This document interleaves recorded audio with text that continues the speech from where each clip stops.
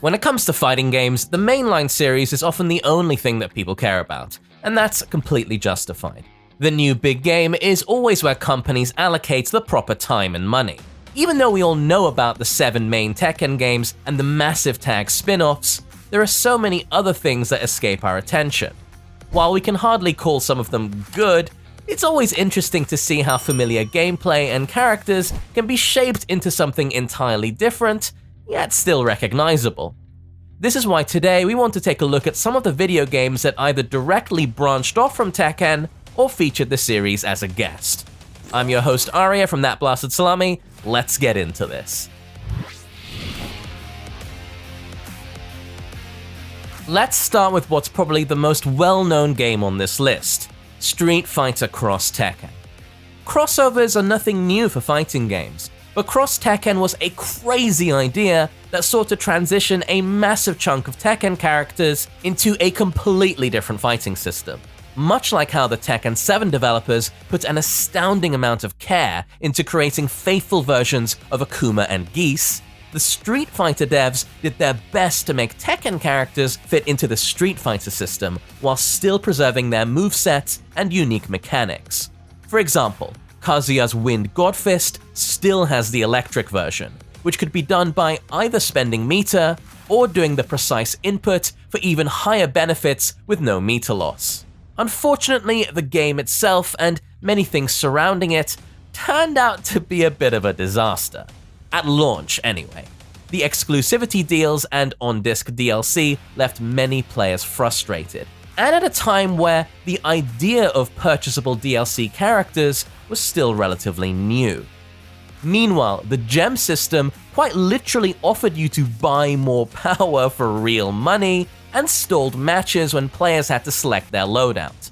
This led to gems being outright banned at many notable tournaments.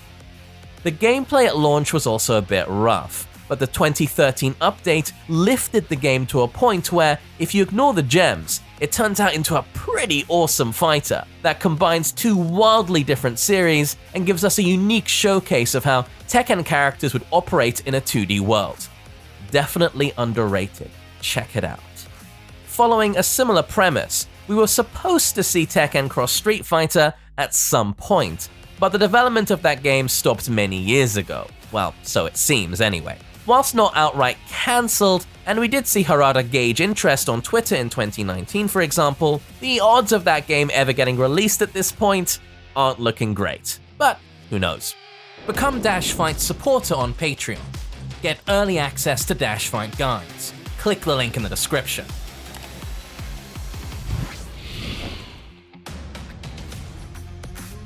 As many of you know, when Tekken Tag Tournament 2 came out, it failed to garner the same success as previous titles, including the original tag game. Less than a year after the release of Tag 2 on home consoles, Bandai Namco put out Tekken Revolution.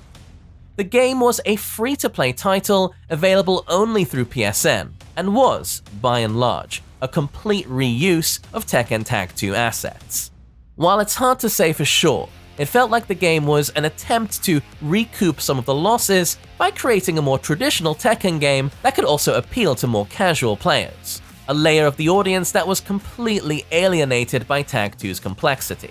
Free-to-play also removed the initial barrier of entry. But what about the gameplay? Well, Revolution featured a bizarre system where every character had 3 stats that you could upgrade by leveling up and earning skill points. Power made you hit like a truck, endurance made you tough it out, like a truck, and vigor has nothing to do with trucks. Instead, it increased your chance of entering rage and scoring critical hits, which, yes, made you hit like a truck. As if that wasn't enough though, Revolution also added invincible moves. Think of power crushes, but instead of armor, you got straight up invincibility from frame 1, and could do serious damage on top of that. Going back to the free-to-play model, the game wasn't actually as free as you might expect. The game operated similarly to an arcade machine. You had a free few coins that would regenerate over time, but if you lost a few games, you'd either have to wait or buy golden tickets to keep playing. Imagine the frustration that comes from losing a match on a bad connection, or worse yet, to a cheater, and then having to wait. Even though the game was a different experience from Tag 2, it also didn't achieve success and was completely shut down less than 4 years after its release. By far the most ambitious Tekken spin-off, Death by Degrees is an action-adventure game starring the Williams sisters. On the surface, it might be hard to see why this game is so disliked. It had an intense soundtrack, a good amount of gameplay variety, nice-looking levels, and it took some cues from both Devil May Cry and Metal Gear Solid for its combat and presentation. However, once you actually start playing, the issues instantly became clear. Death by Degrees combat had very gimmicky controls, where instead of the usual attack and block buttons, all your fighting was done by flicking or tapping the right and left analog sticks. What's even better is that attack and block are done by the exact same thing.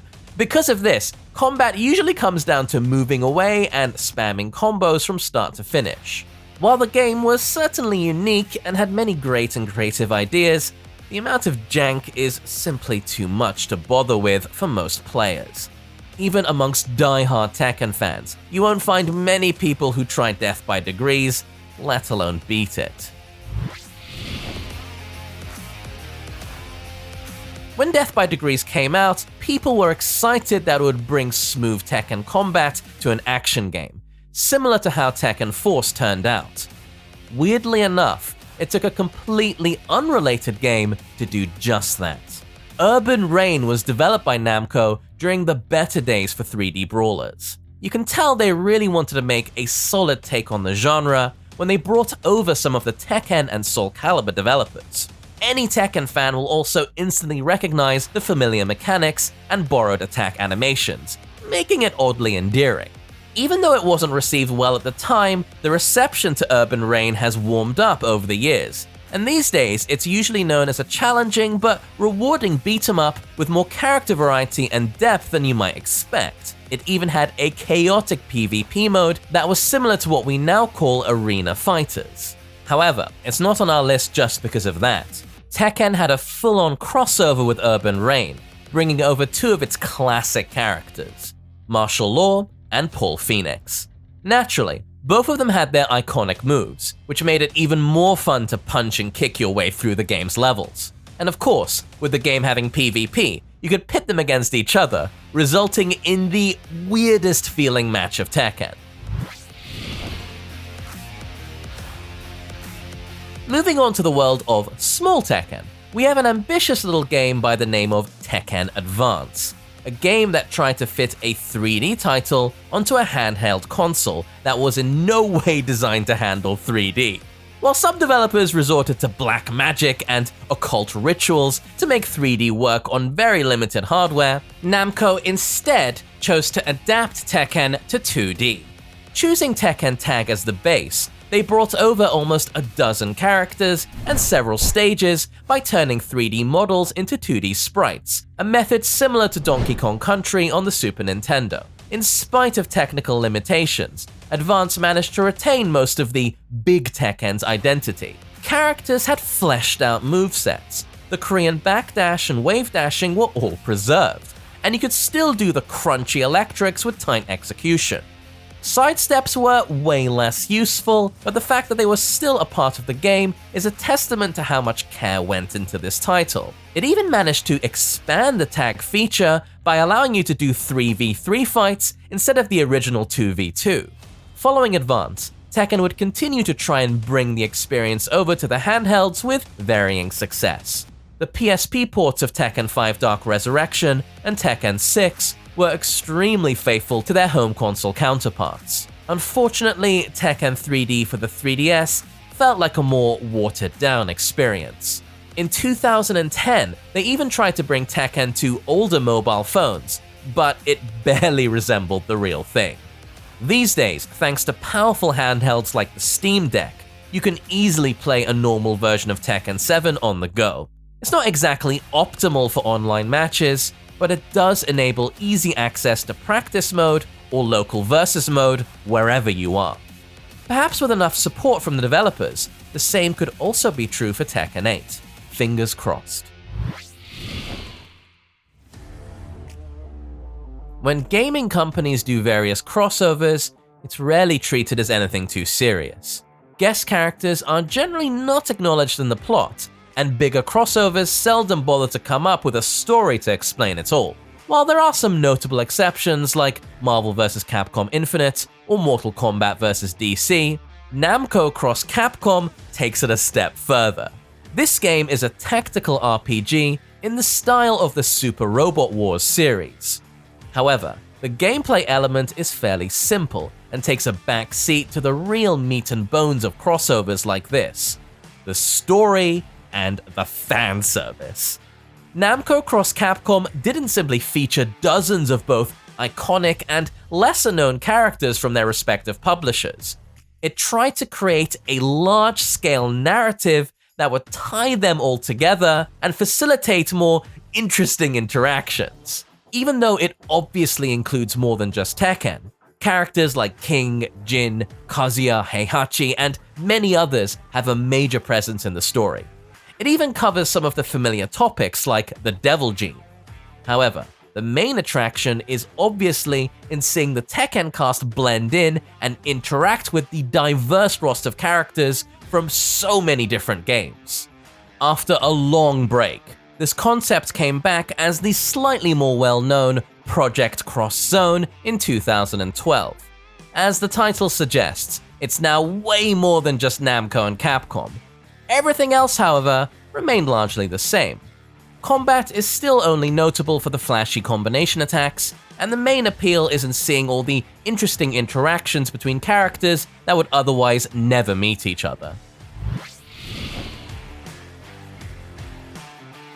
When you think about fighting game spin-offs, you probably imagine action games and beat-em-ups like the aforementioned Death by Degrees or Mortal Kombat Shaolin Monks. However, when Namco made their first ever Tekken spin-off for the Wonder Swan, they said to hell with that and made a wild decision to turn Tekken into a card game.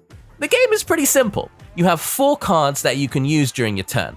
Block cards will block attacks, and attack cards will deal damage if their value is higher than the opponent's card. Some attacks even inflict a juggle state, allowing for combos, during which the opponent can't do anything.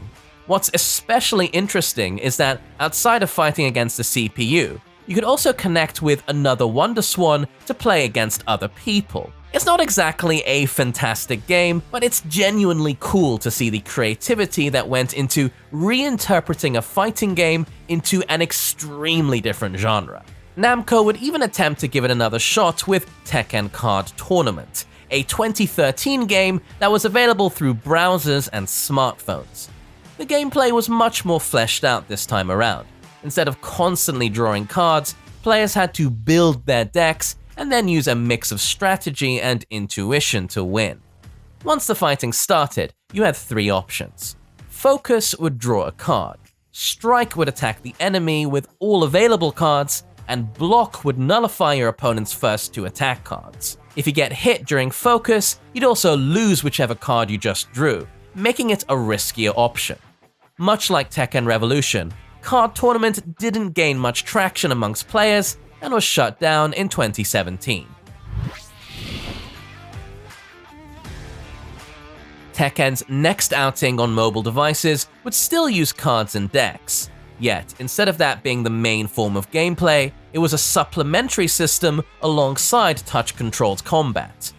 This time around, players could tap the right side of the screen to do a quick combo, hold to do an unblockable attack, hold the left side to block, and swipe left to fight or move around.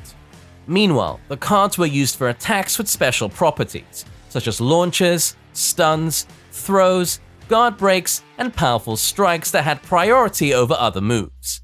On top of a much more advanced fighting system, the game was generally more ambitious than previous mobile titles, featuring a story mode and even adding original characters like Rodeo, Tiger Miyagi, and Revenant. Most of the newcomers are fairly generic, but you might still find the occasional fan asking for Rodeo to show up in the main series. Unfortunately, while they managed to offer more compelling gameplay, the monetization system wasn't nearly as appealing. The game failed to attract players or revenue, leading to it getting shut down roughly a year after its worldwide release. When Nintendo's Super Smash Bros. Came out in 1999, it immediately became a success and only picked up more momentum over time.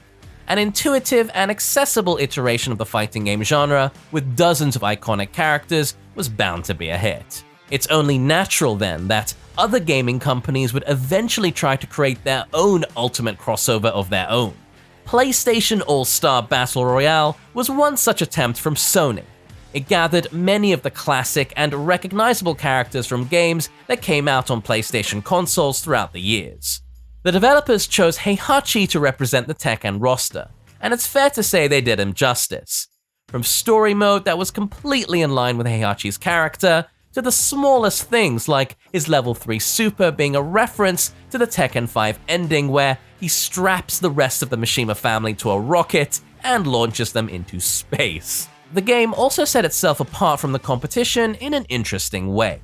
Instead of stocks and health, players hit each other to gain meter, and instead of knocking opponents off the stage, you had to use the meter to hit opponents with super attacks.